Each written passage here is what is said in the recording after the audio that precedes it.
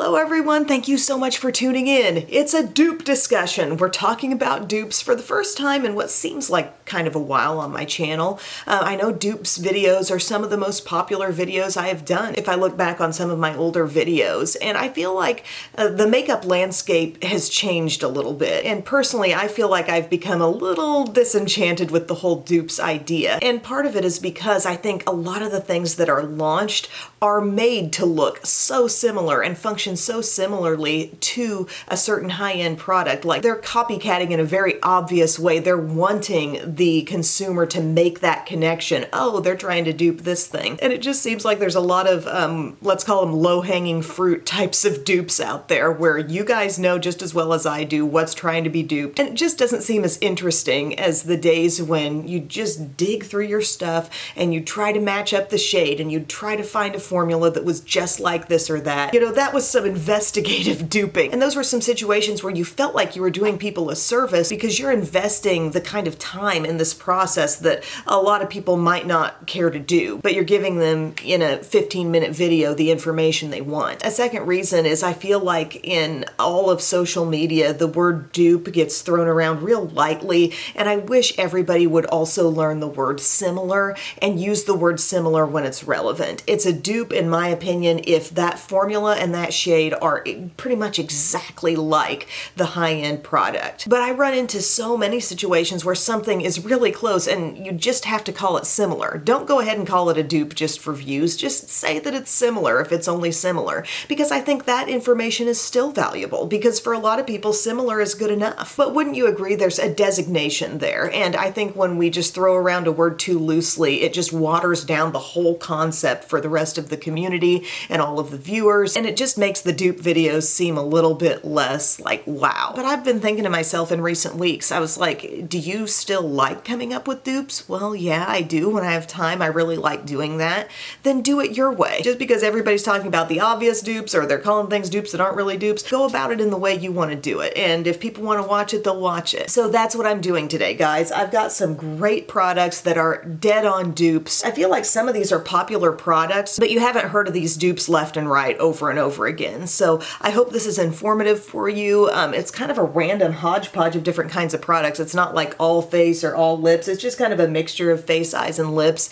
And I felt like I'd come up with enough to put together a whole video with it. So I will have demos. One side of my face features the high-end stuff and one side features the drugstore items that I'm going to be talking about. So you might give it a look right now and think about any differences you can see, but they will all get applied and swatched and price compared. So first thing I'll mention is the first thing that did get put on my face after my foundation and stuff. By the way, I'm trying out the Revolution Super Dewy Skin Tint today, so I've got that all over. I used the Tarte Shape Tape Radiant Concealer, and then I'm like, okay, we're gonna set this. And I've been thinking in recent days about my pinky toned setting powders. I have several, and there's kind of a range. There are some that are very, very pink. I would say the one size pink powder is as pink as it gets. I can still use it. It still does have a semi-brightening effect on me, but I feel like it might have an even more profound effect with that pinky pigment on a deeper skin tone. So I tend to look for the powders that have a lighter brightening pinky tone.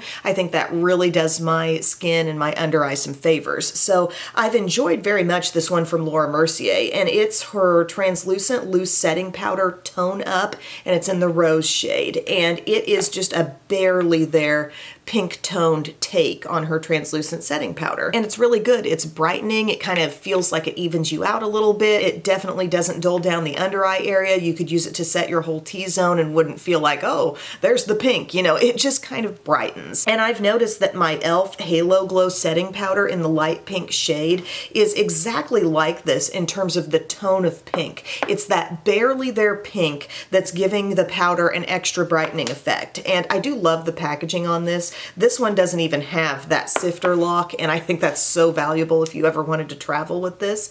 But it's a very fine powder. It's got that light pinky tone. It's very lightweight, and it can be extra perfecting, extra brightening on the skin when you apply it on top of your concealer. So again, with the pink triangle powder puff, I applied kind of a generous amount of these powders, and then I dust away with my Morphe Under Eye Bullet Brush. And what I'm left with is a really nicely set under eye that's going to take me through the whole day. And And then I would go on and set my T-zone with a powder like this as well. But I'm really pleased with the end result that I get from both of those, and I just thought it was kind of remarkable how close in tone the e.l.f. was to that Laura Mercier one. Next thing, let's talk about a great cream blush formula dupe here. I feel like, have I talked about this one before? I was going through all of my cream blushes. My goodness, were there some close calls. And by the way, I'm going to talk at the end of this video about some close calls and just some general observations as I went through this intensive duping process. But Merit has these flush balms, and this one called Cheeky is a real, I think, universally appealing type of shade. It's got that rosy tone, almost like a hint of berry in this one, but the texture is such that it really does look juicy and kind of dewy on the cheeks. The pigment is not too strong. I just feel like as I apply it, as I blend it in, I'm not overwhelmed by this. So it's a cool little blush, and I do have the mini size of this. If you're thinking that's small compared to others I've seen, in the last 2 years I've gotten both of the holiday sets. But this little guy from Lottie London, this Cheeky Kiss cream lipstick and blush stick, so this is a multitasker here. The shade is just my type. It looks like it has a little heart-shaped applicator, and you're gonna click it up. But this has the very same formula that leaves you just a little bit dewy, and it's not because these products have a bunch of shimmer, it's just the texture of them leaves that little bit of a natural glow behind on the cheeks. And I feel like this very accurately measures up to the Merit in terms of the tone and also the texture. It's got that same not overwhelming, not too much quality, but still looks really pretty on the cheeks. So once those are all blended out, you can kind of see how the light just naturally catches both sides, and the tones are just dead on for each other. So there's that one. As soon as I got my new Rare Beauty blush in, this is one of their like luminous shimmery blushes. This is the one called Happy. As soon as I got this in, I thought there's got to be something that I own that is like this, you know, because this is a really pretty product. It can be worn on its own and have just that beautiful luminous look that makes you think of like the Beauty Bakery Cotton Candy Champagne palette. Remember those? Like those are the original glowy blushes for me. And this really has a gorgeous look, and if you sheer it out, if you apply just a very small amount, I think it makes a nice like blush topper idea. So going through what I have, I realized I have the dupe for this in the Believe Beauty Major Monochrome Matte and Shimmer Blush Duo in the shade Risky Business. So Believe Beauty is a brand that's exclusive to Dollar General. Get over to Dollar General, hit up your DG, and what you're gonna do with the application on this is actually kind of bounce between the shimmery side and the pigment here. And when you do that, you're getting a shade that's just like Happy from Rare Beauty. It's giving you that pinky flush, it's giving you a lot of shimmer, only this becomes more customizable. This to me is the better value because you can totally control the amount of shimmer you've got. If you've seen people wear this and you're like, oh, I love that color, but it's just too much glow for me, you could get just hardly any glow and use mostly the matte side for the pigment on that. So I think these are a great little product. Hopefully DGs are stocking this well. I went to a local DG this past week, and I felt like things were looking more restocked than they had been in recent months. So definitely give that brand a look. The whole powder formula in this line is really well done. So we're talking highlighters, bronzers. If you see a highlighter trio, that's a really good thing. They have some blush bronzer highlight trios that are good. The formula in the powder eyeshadows is fantastic, and everything stays at the $5 or less price tag. So that's an amazing deal. This next dupe was full on given to me by a viewer. At the time I read it, I remembered it, but I didn't remember who said it. Like I didn't actually screenshot it, but it just stayed in my mind ever since I read your comment. I was like, oh my gosh, that's awesome. So a viewer told me on a recent video that this Revlon Skin Lights Prismatic Highlighter that I love so much in the Daybreak Glimmer shade, they said this is a dupe for the ABH Amrezy highlighter, which I believe would not be sold anymore. I mean, this was a limited edition type of collab, but I had this in my collection and I checked, and my goodness, they are exact for one another. So thank you so much. If you gave me that dupe, please share your name again in the comments section so I can thank you, because that is really, really accurate. And you can see this formula. Do they call this the baked gelée kind of formula going on here? There's a lot of pigment, a lot of shimmer, and both happen to have that kind of rippled design in the product. Hey Biddy, what's up, girlfriend? So in my application, I first applied the ABH to this cheek, and you know, it's a pretty champagne-y looking shimmer. It's classic champagne, and it can be super duper metallic, so you kind of pace yourself with this. And I feel the same way about the Revlon too. It also has that extreme metallic potential, but no flakes of sparkle are within it, which makes it, I think, look really beautiful and really actually natural on the skin if you blend it out well. And it's totally the same kind of glow. So not only are they giving off the same shade in the compact, what tells you about the formula is how they look in application, and they really are doing the same kind of glow there on top of the cheeks, on top of those two blushes. So we went cream blush dupes, we went powder blush dupes, and then a highlighter dupe for you there. Couple of dupes for eyes when it comes to shadow sticks, and these are super versatile sticks that I've been using a lot lately. You guys hear me talk often about doing a lazy liner approach, and that's basically using a shadow stick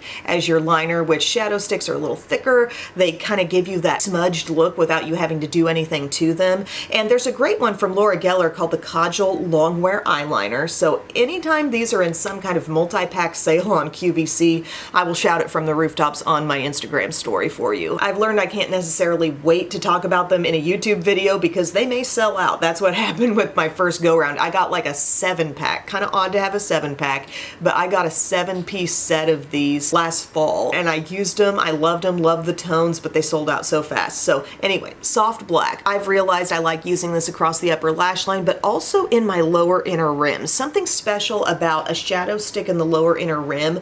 I feel like it's less effort. It's less work. It's less raking back and forth in a very sensitive area there. The product has more moisture in it, just more surface area to it, and it lays down so much more nicely than little skinny liners. This is also great for tight lining up on, you know, your upper waterline. So love the shade Soft Black. It's a great little product there from Laura Geller. But what I realized is I have a shade from Hard Candy here called Lights Out, and it works the same way and stays the same way. That's another very special and key point here, is that anytime I use one of these, one of the perks is the fact that they don't smudge. So if you want to put them on the skin of your lower lash line, it's not going to smudge. And this also does not smudge, and it's the same black color, and you're going to go across your upper lash line with it. You're going to put it in your lower inner rim if you want to, kind of smudge it in between the lashes a bit as well. It works the very same way. There are some really good shades in this Hard Candy, they call them eyeshadow marker range. Some are matte, some are shimmery. There's some kind of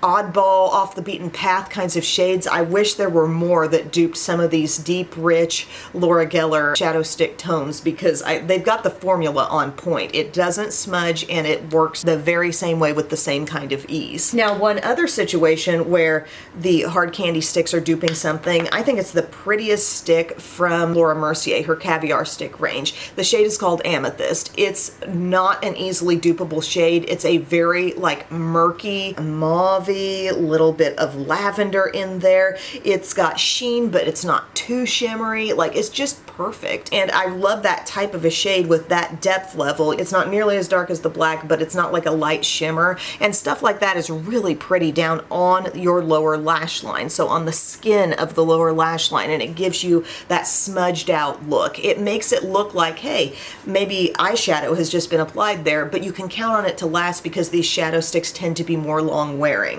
And I wonder if I've talked about this before. I feel like possibly I have, but I thought this is such a good dupe, it's worth mentioning in this video.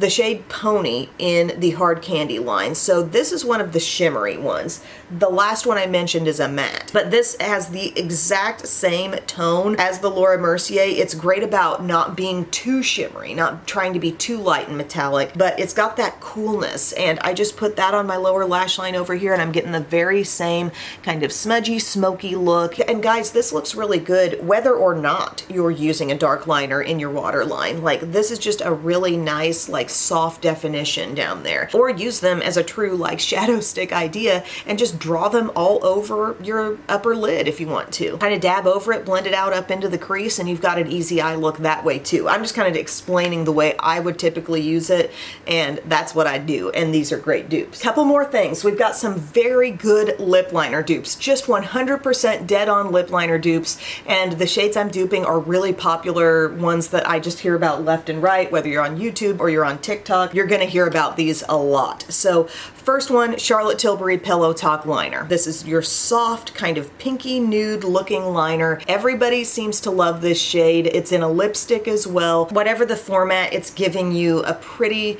natural, kind of finished looking lip. It's not too light. It's got enough depth, I think, to help define the lips. But all in all, if I had to sum up the shade description, I'd say pinky nude. And guess what? My line of e.l.f. Cream Glide lip liners, oh, I'm calling it my line. I really like these. These are $2 lip liners, and they go on so easily, so smoothly. I will admit their staying power is not as extreme as a Revlon Color Stay lip liner, but it's still pretty good, and the application is so satisfying and nice, and yet they're not drifting outside my lip line either. I have a couple little areas, especially on, for whatever reason, the top part, like left side of my lip. If something's gonna drift, there's a little spot there where it will, and these don't, so that's good. But there's a shade, and it's called Pinky Swear. They write it real tiny on the cap, and you can't read it, but Pinky Swear is Pillow Talk. It just is 100%. Totally lines up with that shade. I wonder if they specifically made it to be a dupe. I don't know. Maybe I'm sharing something real obvious here, but those two shades are just total matches for each other. And frankly, I like the formula of the e.l.f. better than the Charlotte Tilbury.